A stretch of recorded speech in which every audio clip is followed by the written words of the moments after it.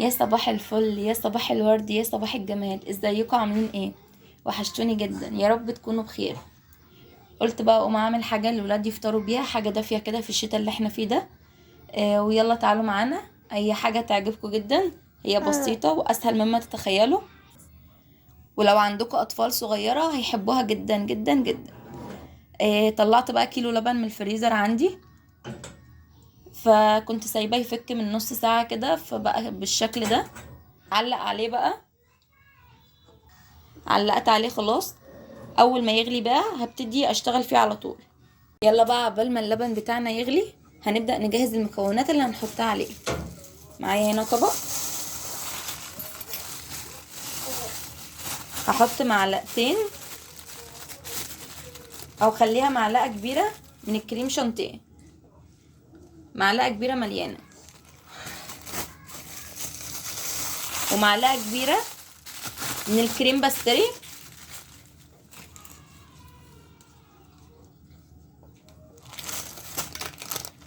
واي نوع لبن بودر عندكم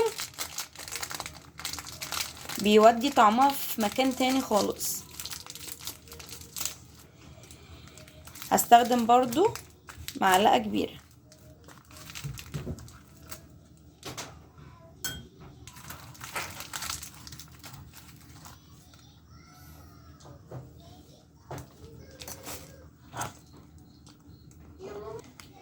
ومعايا كمان معلقتين نشا كبار.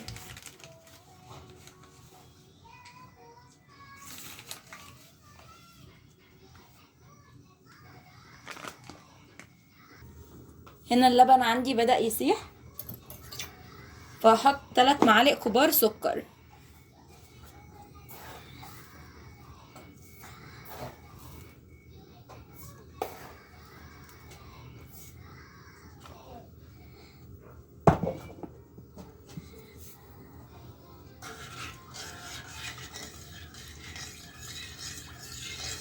طبعا السكر على حسب الرغبة، بس احنا مش بنحب الحاجة مسكرة قوي، فال3 معالق دول هيطلع لك المهلبية بتاعتنا مظبوطة قوي.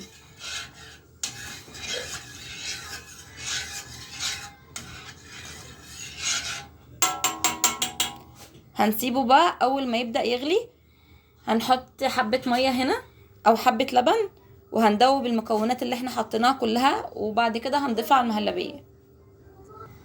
ولازم النار تكون طبعا متوسطة علشان اللبن ما يتلهفش مني، وتبقى فيه طبقة محروقة كده من تحت، هتبوخ طعم المهلبية كلها.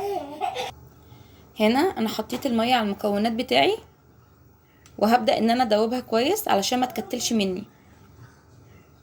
انتي تحطي بقى لبن او مية زي ما انتي عايزة، بس اهم حاجة الحاجة اللي تحطيها عليه تكون باردة، ما ينفعش نحط عليها حاجة سخنة. لو حطينا عليها حاجة سخنة هتكتل مني وهتبوظ.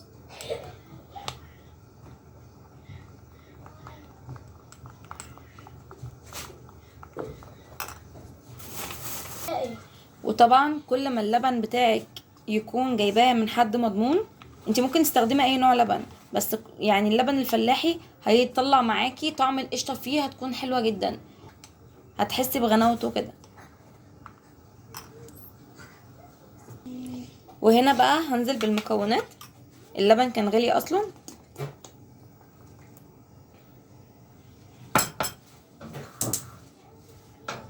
انا كنت طفيت لانه كان هيفور. هبدأ بقى ان انا اقلب المكونات كلها كويس.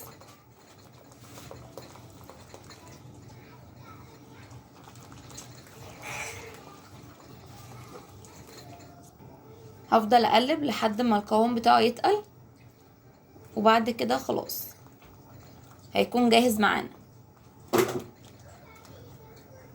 شفتوا بقى حاجة سهلة كده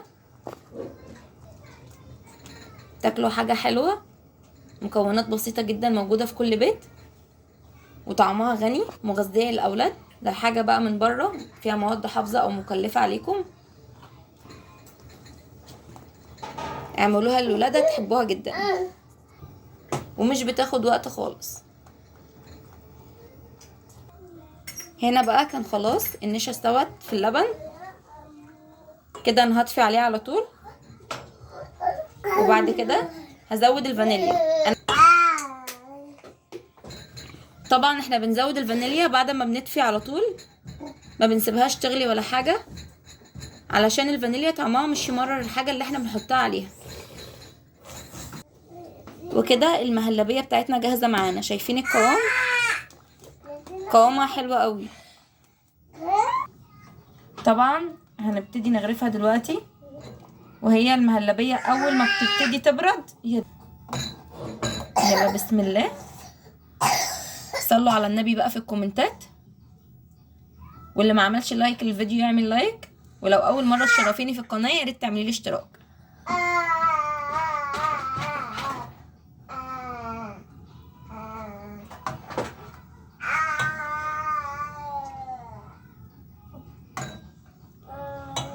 يلا بسم الله. حاضر يا توتو هحطلك اهو. عايزه بسكوت؟ يلا بقى هنزين مع بعض زينه بسيطه كده. انا عارفه ان الاولاد بيحبوا الاشكال الحلوه.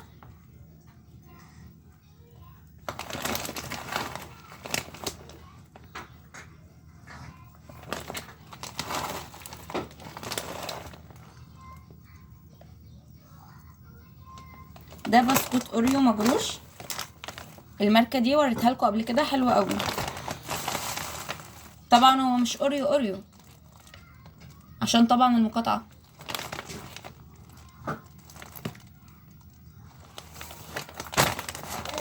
وده بديل اللوتس، حلو قوي برضو.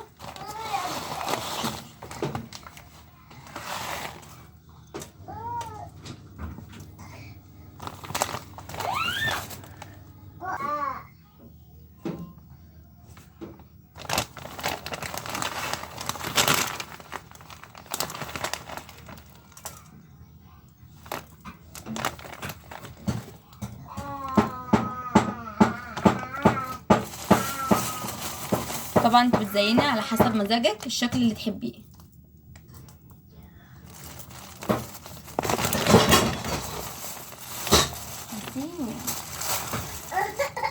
نسيت.